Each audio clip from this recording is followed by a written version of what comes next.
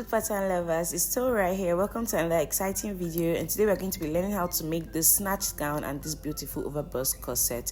And to get started, please do not forget to hit the subscribe button and also like and share. Now to get started, we're going to be marking out all our horizontal measurements, which I've already done off camera, my bust point, my waistline, and my top length. And the next thing we're going to be doing is that we're going to be taking our bust span measurement divided by 2, which is our nipple to nipple. Mine is 8, and I've gone ahead to divide that into 2, which is 4, and I'm going to be marking that on all my horizontal measurements, and I'm going to be connecting those lines with a straight line,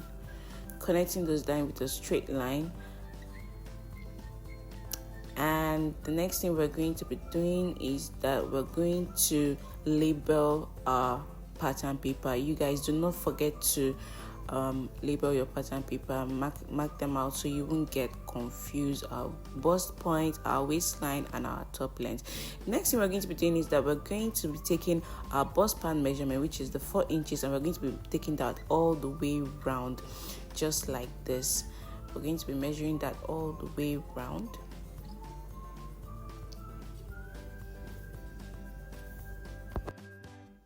So the next thing we're going to be doing is that the 4 inches coming downward towards the waistline, we're going to be marking that out, and then we're going to be connecting the dots, and that is going to be our underbust line. We're going to be connecting that with a straight line, and that is going to be our underbust. And then the next thing we're going to do is we're going to be doing an underbust and overbust tightening up to the top length. We're going to be doing an underbust tightening of 2 inches, and I'll be sharing that 0.75 and 1.25 on each side. I'm going to be placing the 1.25 on the left hand side and the other one on the other side, and I'm just going to use my curve ruler. I'm going to be using my curve ruler to just mark that out. Please take note of how I placed my curve ruler so you do not make mistakes, because this can actually affect the way your bust curve. The bust cup would actually turn out on the actual fabric. And make sure you mark that out all the way to the tip of your pattern paper.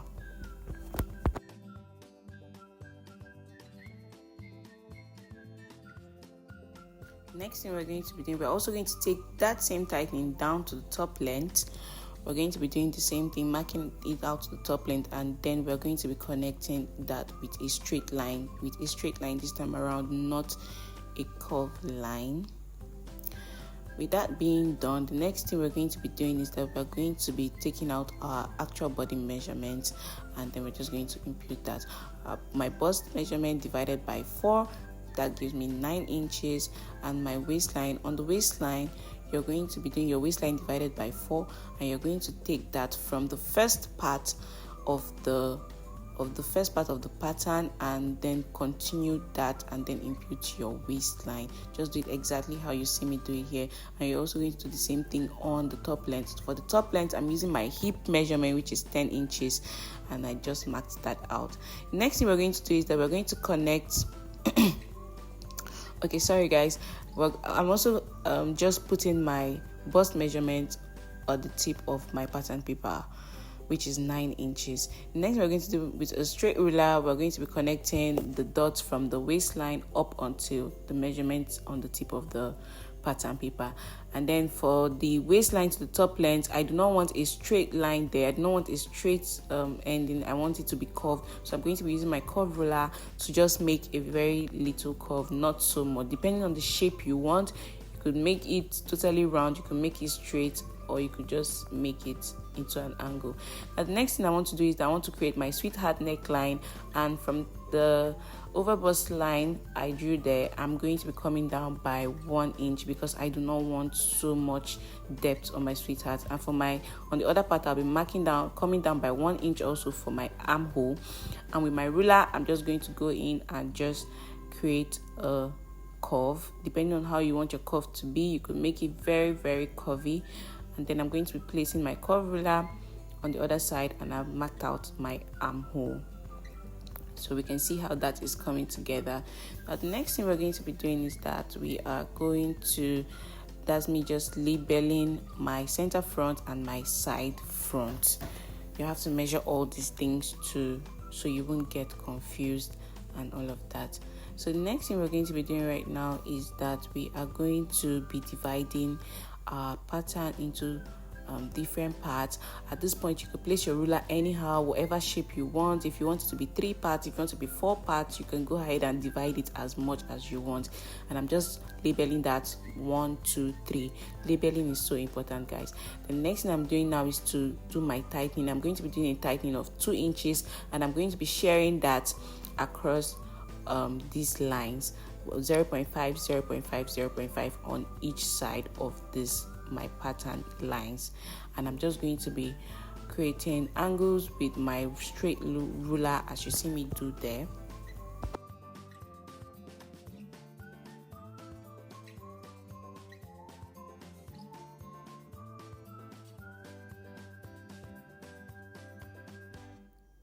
Please, guys, do not forget to hit the subscribe button and also like this video. And if you have any questions, do not forget to drop it in the comment section, and I'll be glad to answer all your questions. So I'm just shading out my my tightening and just indicating on the parts that I would be cutting out. Next thing we're going to do right now is to go ahead and just cut that out. Notice how I'm cutting notice how the parts I'm actually cutting out, so you do not cut out the wrong part.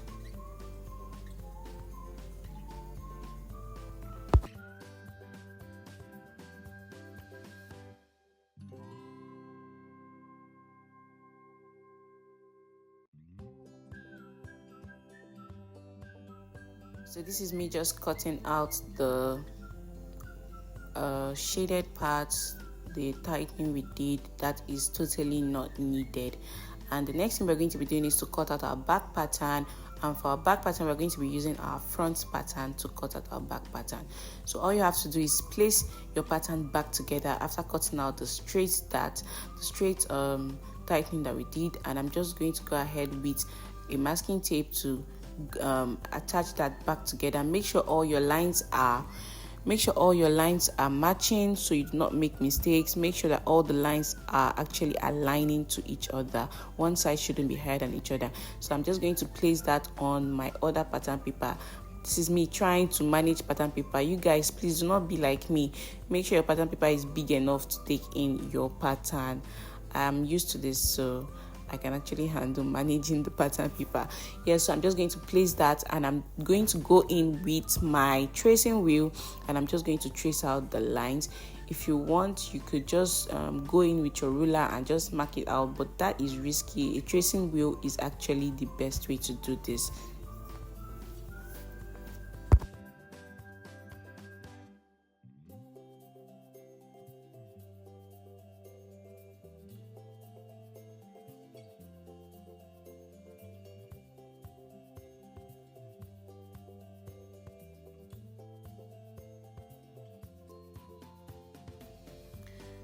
So after tracing that out, guys, I am just going to take my front pattern paper out. Be careful so you do not rip your pattern piece. So I'm just going to take my ruler and my marker, and I'm going to retrace those lines that I've made with my tracing wheel.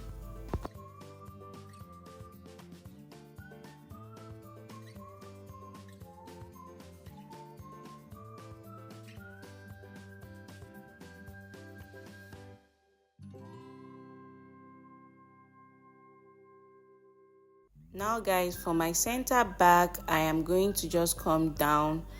Please do not forget to label. I always say it. For my center back, I am going to just come down by 1.5 inch because I do not want my center back to be too low. Now, this depends on you. You could go down by 2 inch, you could go down by 4 inch, and you could make any shape you want. You could make it a V neck, center back neckline. You could make it a curved one, and I'm going to be going for the curved one. So this is me just connecting my side back to my center back, and that is the shape that I've gotten right there. And then on my center back, just to indicate, I'm just going to put on circles. That is where our eyelets are going to go. The eyelets for our holes, the eyelet for our lacing rather, the eyelet for our lacing. So the next thing we're going to do is that I'm going to be dividing our back piece, our back pattern into two. Like I said, you could divide your back pattern into 3, into 4, however however you want to divide your pattern is up to you. And I'm going to be doing a tightening here of just 1 inch, so 0.5 on each side of the line.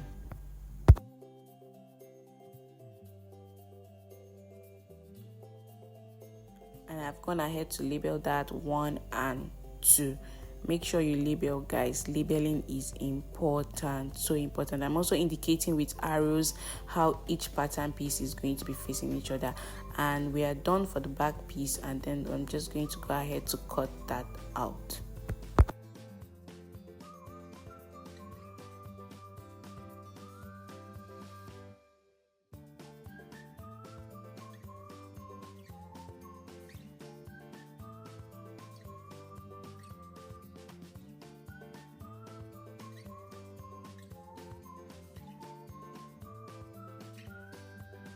So taking our front piece back, we're going to go ahead and remove all our masking tapes because we are not done cutting out all our tightening allowances that we gave for the front piece. So we're just going to carefully take out all the masking tape, and so we could have 2 pieces back again. So after taking that out, I'm just going to go ahead with my scissors and just take out the remaining part of the tightening that I have done.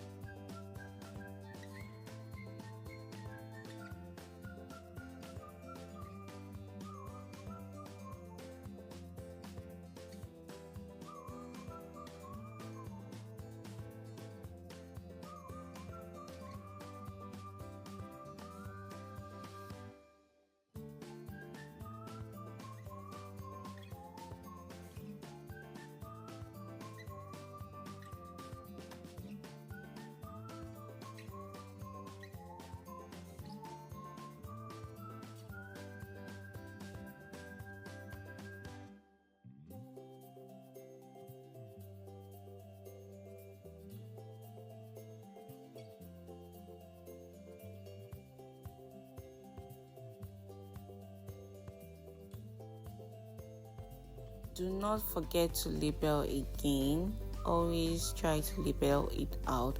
This is me also indicating right here with arrows where each pattern piece would go. Labeling makes your work easier. It makes things easier for you to organize. So this is all our pattern pieces, and the next thing we're going to do is to cut it out on our fabric.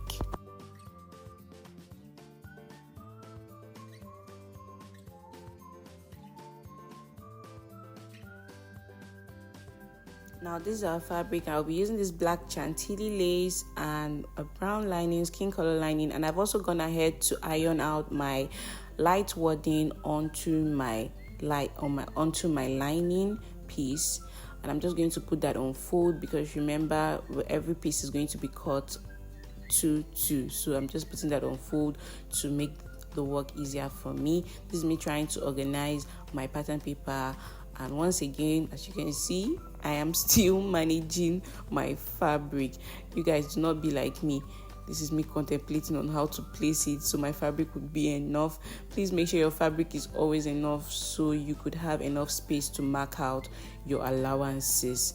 So for this piece, I'll be using 0.5 allowance on all sides of the fabric, 0.5 inch, and I'm just marking that out with my ruler.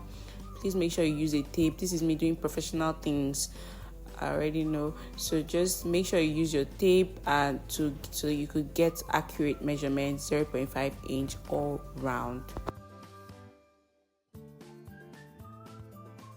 So I'm just going to go in with my scissors to cut that out, and I'm just going to cut out all my patterns. If you notice, I didn't leave any allowance for my top length on my hemline. That is because I was trying to manage fabric, so I'm just going to be going in with a 2-inch strip at the end to make my hemline. But please, when cutting out yours, make sure you leave your hemming allowance.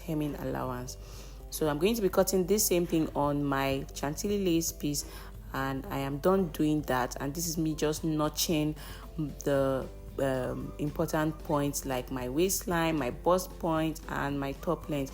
Do not forget to notch, because notching is also going to help you match your pieces together. So this is me notching. Remember, label and notch. So with that being said, I'm just trying to separate the pieces and match them up so I could take it to my machine and sew it down, all with 0.5 inch allowance.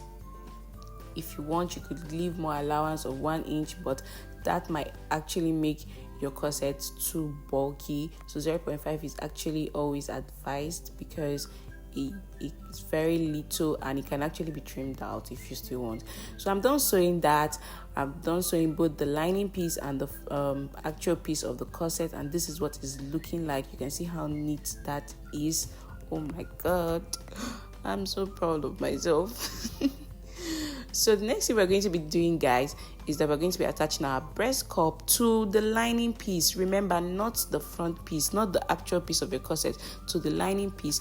And for your breast cup, as a guide, the lower part of your breast cup should be sitting on the underbust notch you made. This is why notching is important to you guys. So after doing that, I've attached my bonings, my regilling bone, and I've also gone ahead to attach my front piece to my back piece. I did all that off camera. If you want me to explain that to you, please drop that in the comment section, and I'll explain how I did that. This is me also notching so that when I flip this over, it won't be bulky. Am I talking too much, you guys? Okay, so make sure you notch. Always remember to notch. So if you want me to teach you how to fix the regilling bone, the normal boning, you want me to teach you how to attach the front piece to the back piece, please leave that in the comment section, and I'll be very glad to make a video on that. So after notching, and also if you want me to make a video on how to attach the breast cup, please also leave that in the comments section. And when attaching, please make sure you match all your stitch lines together. And this is me also trimming out the excess fabric that I have. So I've turned that over.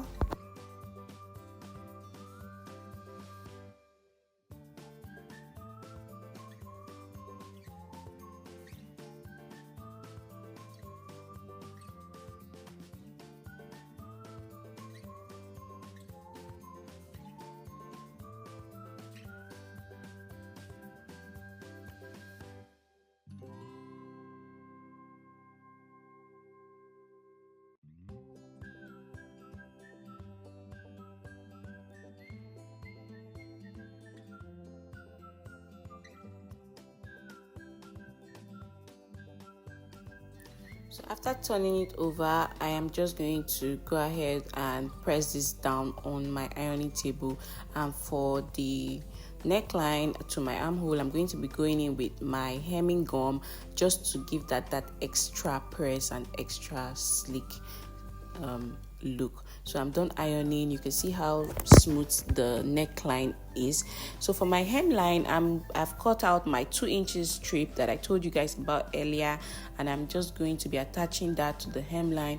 I'm going to be sewing it in just like when you're trying to sew in your bias. You could actually use bias if you can find a bias that is like 1 inch or 2 inch, or a ribbon, a fancy ribbon. Or if you want, you could actually like turn this over and stitch it down. So I'm just attaching my 2-inch strip.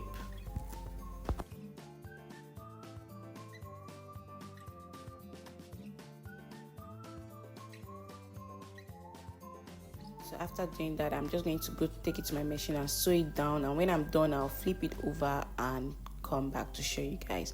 So I'm done attaching my 2-inch band to my hemline, and you can see how pretty that looks. You can see how neatly sewn that is. The next thing we're going to be doing is that we're going to be marking out our eyelet hole. We're going to be marking out the parts where we're going to be attaching our eyelet holes for our lacing. And with the tape, because I want that to be equal, I'm just going to be marking that out with the tape, and I'm giving 2 inches allowance space between each holes. Pardon my English, you guys. So I'll be using my soldering iron to just make holes to make it easier for me. If you do not have a soldering iron, you could actually go work with a scissors, but scissors is kind of risky. Even the soldering iron is risky. You just have to be careful with the both of them. And then that is all. I am going to take it to my eyelet machine and make my eyelet. So for the front piece, I'm just going in with this tiny ribbon, this 0.5 inch ribbon, just to cover my stitch lines. This is I just wanted to do that extra design thingy. And if you want, you could actually leave your stitch lines open just for a design. And with this ribbon, you could actually play around. You'll see me doing that here somewhere in the video. Yeah, you could actually make things like that, and or just play around with your ribbon if you want. So I really hope you enjoyed this video. In the next part, we are going to be see you guys in the next part, where we're going to be cutting and sewing the gown, our snatched gown, and also how to do the back tightening and the waist tightening.